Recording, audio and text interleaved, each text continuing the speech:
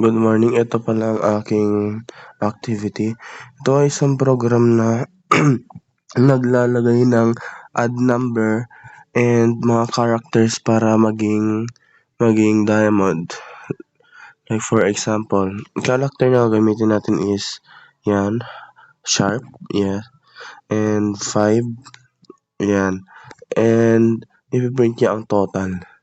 Okay, magsimula na tayo. Ang variable declaration. Dito nag-declare tayo ng variable na gamit na sa program is char.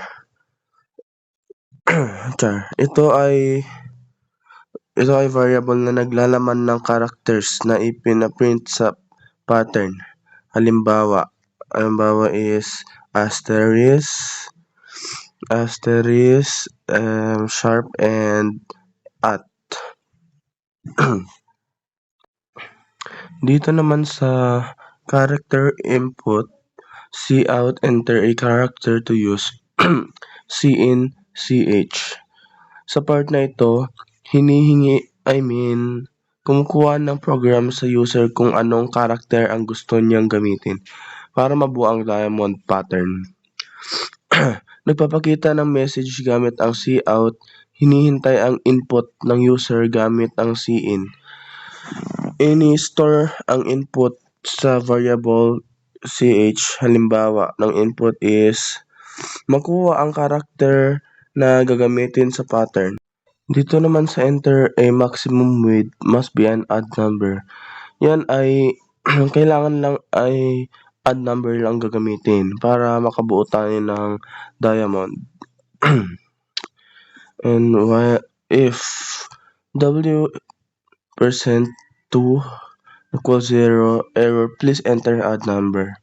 Ito ay input valuation na nag-ensure na ang width ay odd number lamang. Bakit odd number? Kailangan odd number para magkaroon ng exact middle ang diamond pattern. Halimbawa is 3, 5, 7, 9. Lahat yun ay odd number, di ba? And ang invalid na number is 2, 4, 6, 8 kasi yun ay hindi sila odd number. Dito sa for int I equals 0, I less than equals mid plus I plus plus.